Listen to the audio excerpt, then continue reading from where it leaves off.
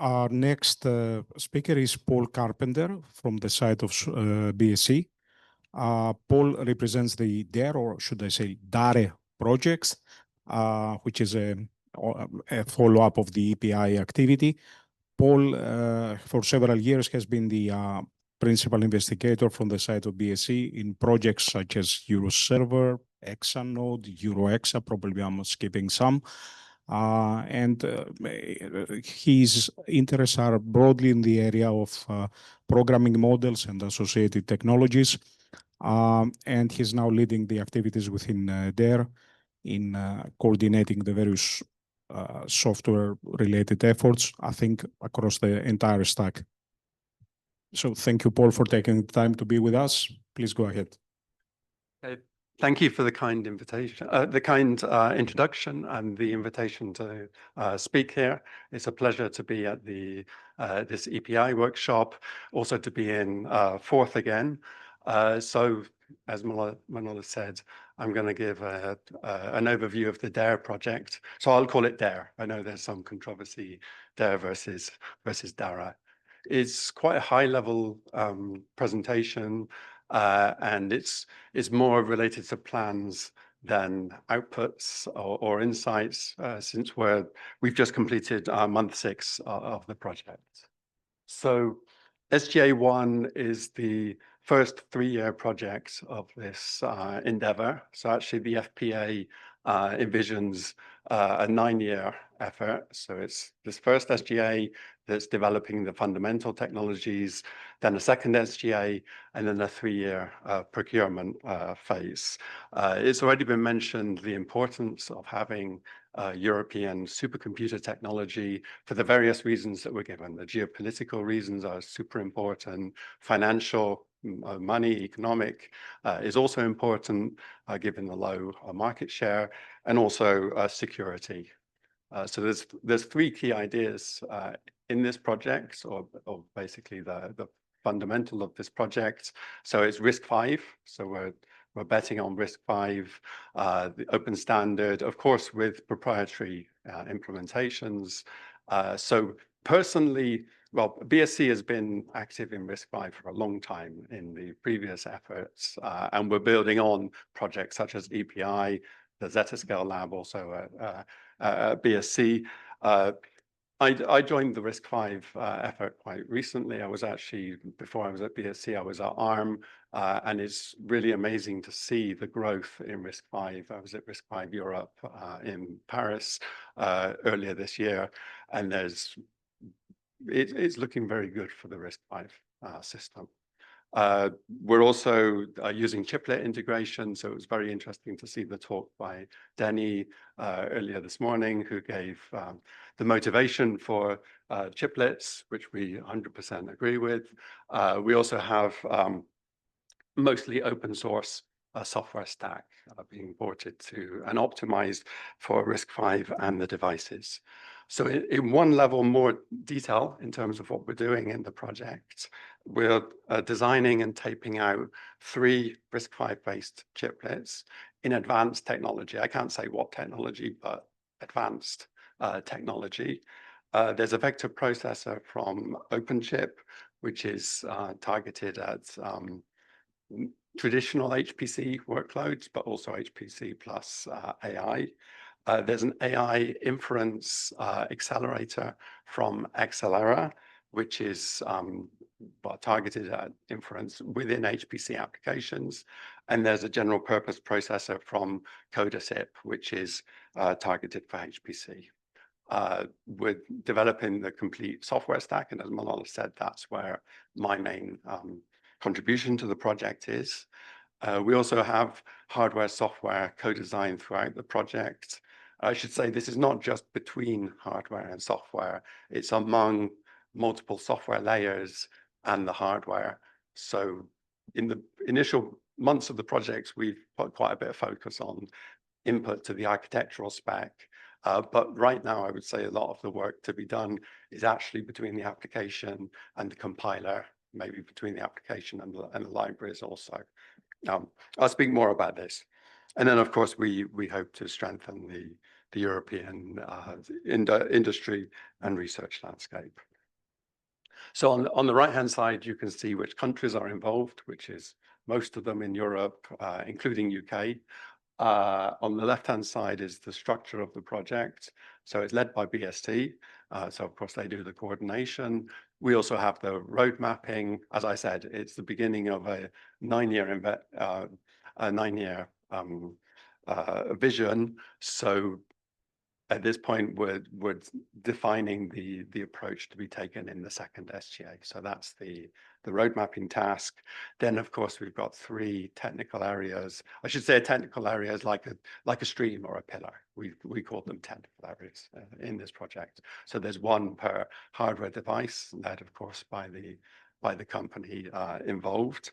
There's integration is led by IMEC. And in this context, integration is the physical design, the chiplet sign off, the packaging, the PCBs, the board bring up, the prototype build up, and hosting the prototypes, which will be at BSC and CSC. And then the shared software area is led by BSC and Jülich. This is the majority of the software has been brought into a separate technical area.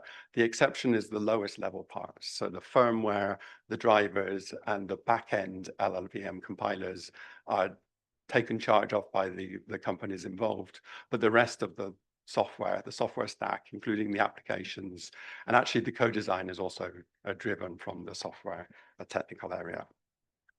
So in this slide, we have logos of the partners involved. There's 35 logos on the slide. The number of legal entities maybe is a little bit different because of affiliates, but it's somewhere around there. You can see many of the partners are continuing from previous projects. So now I go through the 3 hardware devices, starting with the vector processor from OpenChip. This is an out-of-order RISC-V core supporting RBB 1.0. The VPU comes from BSC, and they communicate over BVI, fast learner vector interface. Vector length is 16 kilobits. So it's a long vector. It's also a long vector approach. And then these cores are integrated into a chiplet. The picture shows 32, which I think is about right.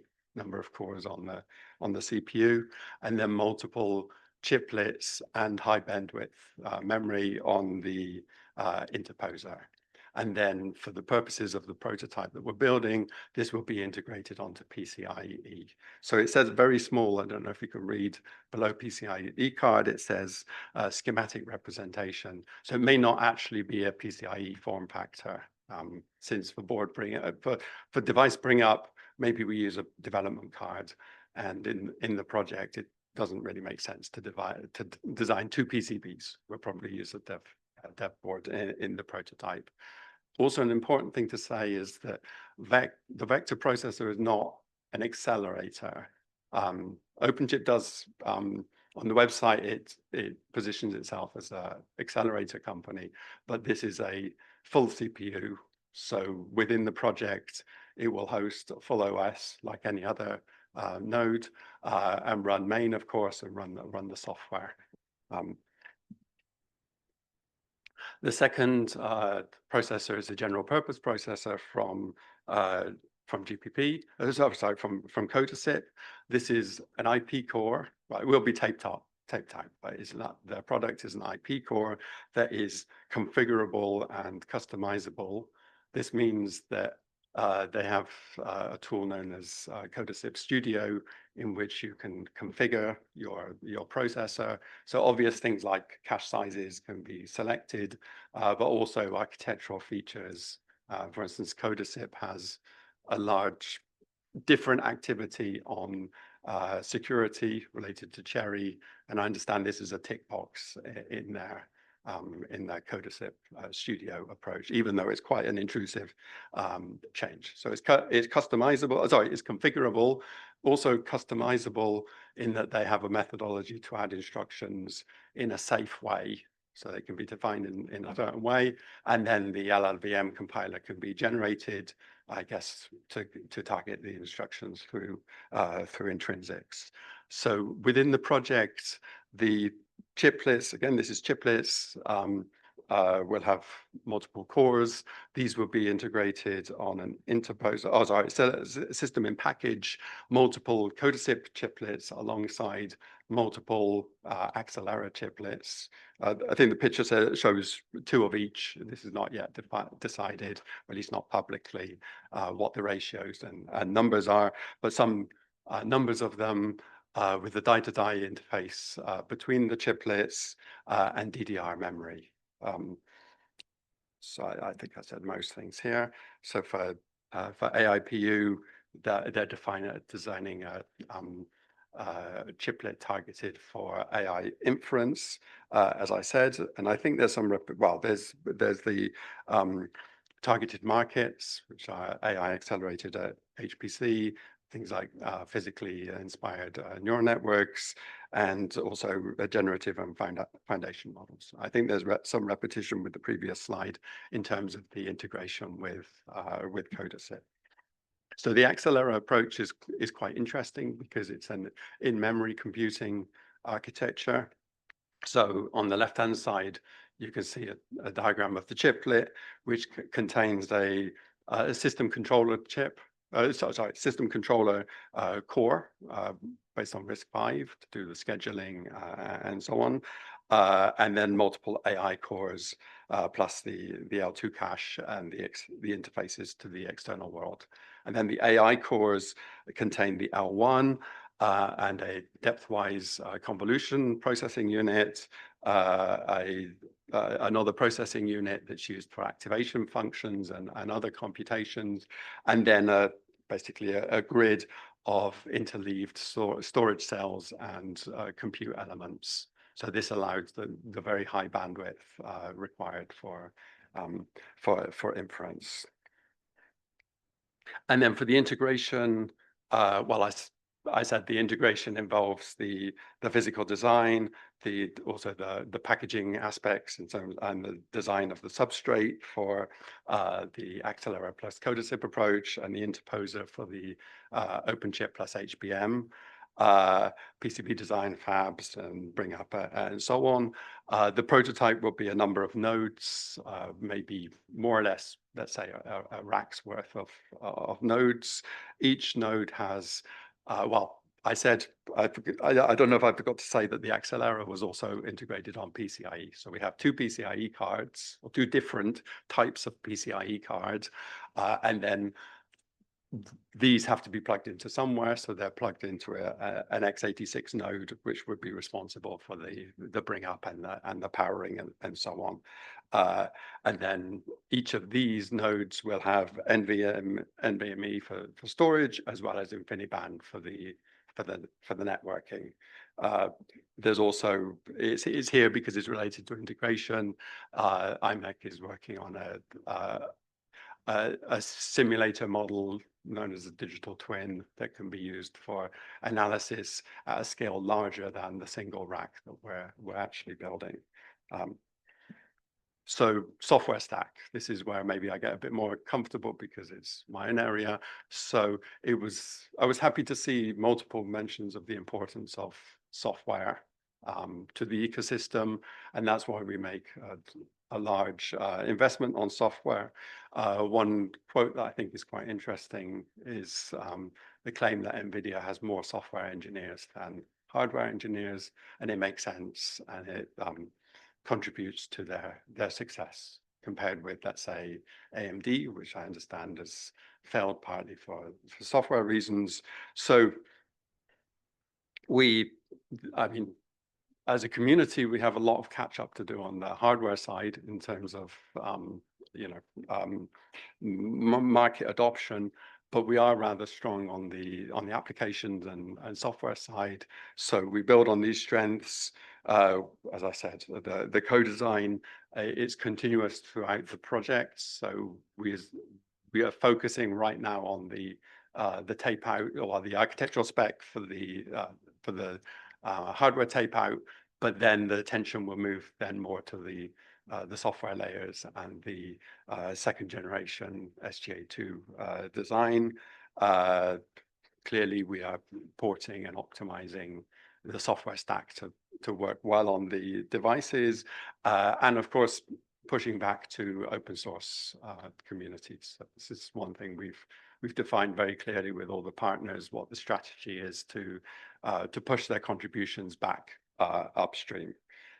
And I'll speak later about the software development vehicles that we've been able to make use of since the very beginning of the project, building on EPI and the Zettascale Lab, EU Pilot, and other efforts which have built clusters and experience at BSC. So the applications, we chose 7 applications for this project, and these applications were chosen based on advice from the 4 HPC centers in the consortium, which are BSC, ULIC, CSC, and Chineka. We wanted to have an owner, or the owner, or a significant contributor to the application within the consortium, so that we really know what we're doing. And in most cases, the application is open source. So we have the exception actually is IFS from ECMWF, which is being targeted for vector and GPP, written in Fortran, of course. NEMO is ocean model. That work is led by BSC in collaboration with ECMWF, again for vector and GPP, code base based on Fortran. GROMACS is targeting vector, and this work is led by KTH. What's interesting about this application is that it's written in modern C++, and we're taking the SICL version as a basis. So this is the version that they use in production on AMD and Intel GPUs. Previously, they were using OpenCL, but they've moved to adopt SICL, and we chose to adopt this version in DARE and use this as a vehicle to mature the SICL runtime environment. Then we have Quantum Espresso, work led by Chineka, targeting vector. This is, of course, also written in Fortran.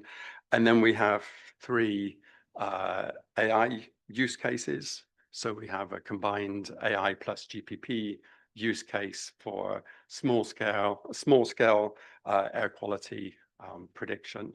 So this is a model that may be used if there's say a factory fire or something within a city, and the model can be used to decide on what kind of mitigation measures can be used, road closures or whatever is appropriate. So we use AI inference to calculate the airflow velocity field based on this is a trained model based on the prevailing wind conditions and the buildings. And then we use the GPP for the chemical transport. Then we have a number of large language models, including the large language model from BSC, which is primarily targeted at AI inference. We're also looking at training on the vector processor. And then synthetic content detection is a representative of a convolutional neural network that will be targeted at AI. And then finally, we have one application that's not actually being ported in the or not officially in the project, but is used for co-design. And this is a agent-based biological model. I probably should have said at the beginning the meaning of the entries in the table. So X means ported, optimized, also used for co-design, and C means just for co-design. So here's a picture of the software stack. I won't go in detail through all the levels of the software stack, except you can see we have most of the important aspects. We're building on, of course, existing standards such as MPI, OpenMP, Fortran, SICL, PyTorch. I would say, even though we have activities across the whole stack, the real core of the work in the project is on the compilers, since it's absolutely essential to get good Fortran and C++ support. So we have, we're again building on the EPI Fortran compiler. This is LLVM new Flang. In the project, we're improving the support for, or adding the support for OpenMP6 loop transformations, because this will help make use of the vector, the long vector accelerator. We have support for OpenMP, of course, is important. Also, a very large activity on the optimized libraries for both HPC and AI use cases. So the usual suspects like BLAS and FFT, sparse matrix vector, CG solvers, LAPACK from the HPC side. And then from the AI side, we have A10, which is basically the fundamental tensor computation library in PyTorch, and 1DNN, which is also essential to have good support for. And we also are ensuring good support from the two major families of MPI. So we have Parastation MPI, which is a MPitch variant, and we also have OpenMPI. So, yes, I put this picture in just to be clear about how the system looks from a software point of view, because to me, maybe I'm a software person, I find it kind of confusing with the different PCIe cards and so on, exactly what is what. So here we have, I said the vector processor is on a PCIe card, so this runs host and operating system. You will allocate this as a compute node, just like any other compute node, run main, run your application and the software stack. Clearly it hosts MPI processes. On the other side, there's also the GPP plus the IIPU. So again, this is a different type of compute node. You can allocate it just as before, has a Linux operating system. You can run main, the application, the software stack can run alternatively on the GPP. If you want to use the AIPU, then there's an offload model. It's, well, the offload model is incorporated into an Onyx runtime. So actually, from a user's point of view, you're just deploying an Onyx model. But internally, there's an offload. Main starts on GPP, of course. Then I said that there's an x86, well, or could be ARM, but it's x86 that is there as a measure in our prototype in SGA1. So this host is essentially just to enumerate the PCIe devices, power the PCIe cards, but we don't expect to run any of the application code on this host. This host is a sort of temporary measure for SGA1. And then just to complete the picture, to avoid confusion with the host is not a login node. The login node is of course something separate, right? You log into a login node, you allocate the vector or the GPP plus AIPU compute nodes. So SDVs are super important for this work. So we start from day one with the off-the-shelf platforms that were have been collected by Filippo's group, and this allows us to make sure the code is working on RISC-V. Some of the platforms support RVV, although it's RVV 0.7. There's also the tools from the previous work, such as Rave, that can be used for analyzing the use of RISC-V vector. From month 6, which was the end of August, so just very recently, the instruction accurate functional emulators from the hardware devices, hardware companies have been delivered. These are based on Gen5 QMU and support the specific instructions and allow us to get statistics, obviously not performance, but statistics and also correctness tests. There's a scale-out simulator that I briefly mentioned from IMEC that allows extrapolation on the expected results on large numbers of nodes. There will be FPGAs later in the project. These will be much, well, they'll be faster than the performance simulator. They'll be smaller scope, clearly, maybe 1 core, maybe 2 cores, maybe no 1 core. And then somewhere around month 30, the end of the project, we get the actual physical prototype on which we will demonstrate the results of the project and evaluate the performance. So I'm sorry about this picture. I'm responsible for the picture that describes our co-design process. The reason I did it like this was I wanted different colors to show what different people are doing. I'm not sure how, well, maybe you can see this okay, right? So we have the system software, well, in the middle, the sort of software libraries and so on. Right-hand side, application guys, they have their code to work on. Then they can extract kernels. They're running them on the SDVs. Also, some of these have been delivered to the hardware partners to run internal tests on. But an important part of this picture is the discussion that we have here. So I would say we are just prior to this discussion in a proper sense, in that I'll show some early results that have been obtained. So at least we've been able to run things. We've done some initial porting. We've fixed some very blatant errors. Use of things like vector is still quite poor. I'll show more details in most of these applications. And now we have to understand why. And this is essentially a discussion between 3 different kinds of people, right? It's the application people, the hardware people, or maybe the lower level software people, but also some kind of expert that knows, that has experience with co-design. So someone like Jesus Labata, for instance, would be mentioned. So the idea is you can't just put software and hardware people together because we speak different languages, and it's really even different layers of the software stack have difficulty. So this is something we hope to do. Well, we will do throughout the project.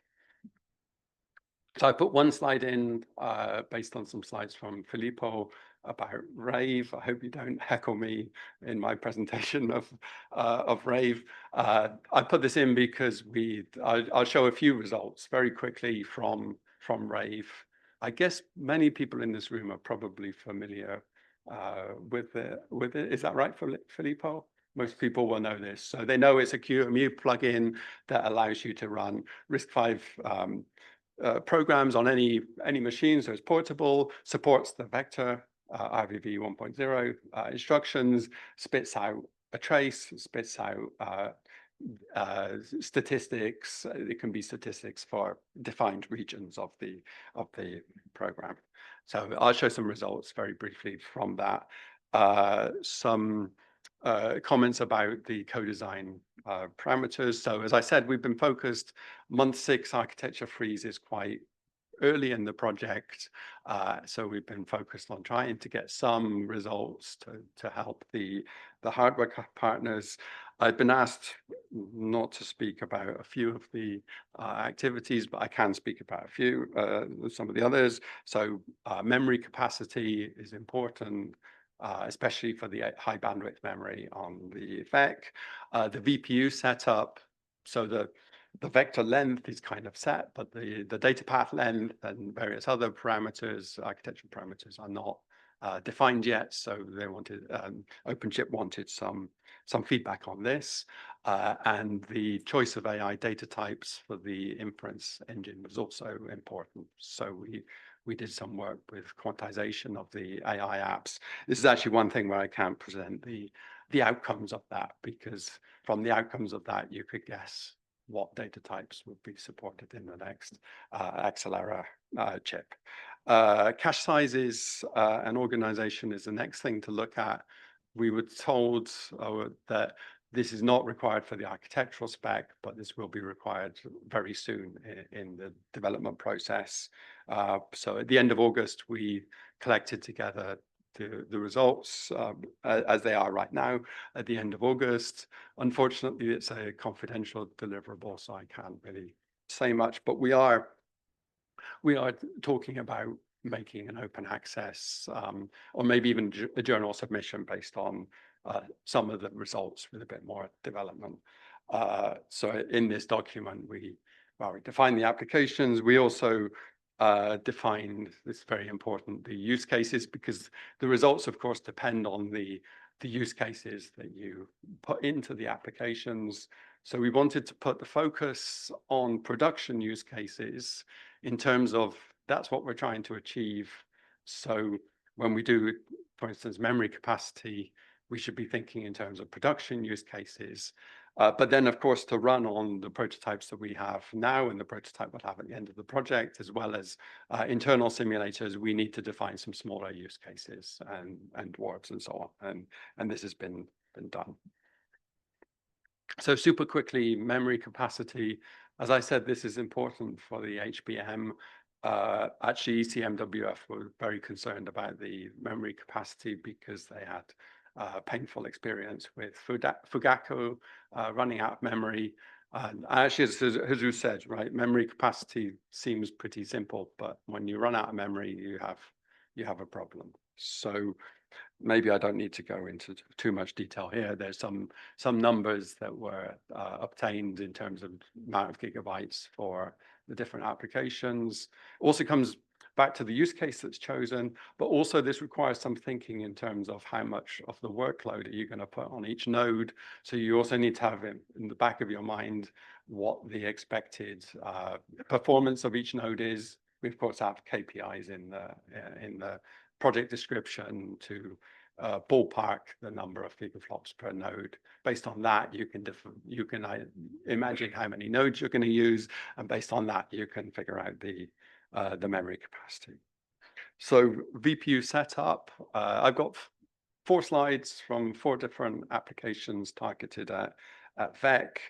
I guess I won't go into a lot of detail. So for IFS, we use the Cloud SC, the Cloud SC dwarf or kernel that's compute bound, so seen as a good target for acceleration and use of or benefiting from vector.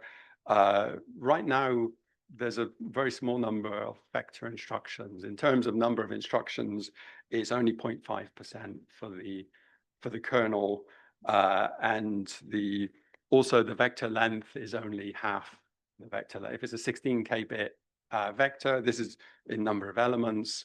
This is 256 floating point elements. Right now, it's only achieving about 128, although this is actually maybe not using the best block size. There's a comment that they should, in the current version, they have a certain fixed block size. So increasing this block size should help with this. Also, we have to look at the use of how well the compiler is able to vectorize the loops here. Still, if you look in terms of the number of bytes that are moved, we're still seeing about 70% of the bytes are vector, but there's a lot of improvement to be done. Quantum Espresso is a similar story. We're at the point where, yes, we've ran it through the tool and we've got some results, but the vector length is actually half as big. Again, the number of vector instructions is still quite small. In this case, they're not yet using the optimized libraries from the project. And actually, the big problem here is the libraries. So with using vectorized BLAS and FFT libraries, we should be able to improve on this. And there's been some loops identified that are not vectorized yet with the EPI compiler. So continue, maybe as a similar story, maybe it's looking a little bit, I don't know, now that I'm presenting it, it seems a little bit depressive in that our results are not that good, but we're starting, this is the first set of results, and that this emphasizes the importance of the software part of the co-design. Also just merely optimizing the kernels. We also have some work with FuzzyBoss that is starting to get some results. In this table, unfortunately, I discovered that the vector length is given in bits rather than elements like the previous one. So 16K bit would be the full vector length. And you can see the initial reference version and a temporal version, which has improved temporal locality as fairly lowish use of vectors. So I think about 0.22% of the instructions are vector, and quite short, well, actually quite good vector length, but a very small number of vector instructions with re-implemented using SIMD instructions, and also bringing in the cache aware optimizations has improved it. I think there's some way to go in terms of improving it, but they're making use of half of the vector length, and actually seems like half the instructions are vector instructions. So there's some progress to be seen with FuzzyBoss. Cache sizes, we're just starting. We're doing an analysis in terms of the right tools to use for cache sizes, and this is a problem that we see as being quite difficult in terms of getting good throughput for analyzing cache usage of large applications. We're looking at a few different approaches, and I guess we use a combination of these. I don't have any results to show from this yet. So actually, I'm done. I don't know how well I did for time, but yes, we're designing and taping out the 3 RISC-V based chiplets. So that's we're based on RISC-V. We're betting on chiplets. We have the vector accelerator for HPC, AI processing unit for AI inference within HPC, general purpose processor in the package with the AI processing unit, complete software stack, use of SDVs, co-design amongst software and hardware layers, improving the industry. And yeah, co-design, we've been focused on the month 6 architecture freeze, looking at these plus a few other features, and now we're looking at cache sizes and also improving some of the results that we have in terms of porting. So Manolis, how did I do on time? All right. So okay. Thank you, Paul, for your presentation. Let's thank the speaker. Comments or questions for Paul? Thank you. Very nice presentation. I have one comment about CloudSC. I've been working on the application too, and actually they have 20 different versions of the code. They use a Loki code generator, an internal tool at ECMWF. Yes, yes. And the default version is most likely not the best to port and to test on other new exotic architectures. So I don't know if you have a look at it, but maybe you should. Okay, yeah, okay. I take it. That was one thing I forgot to mention actually when I went through the table, that it is a plus that it has multiple versions.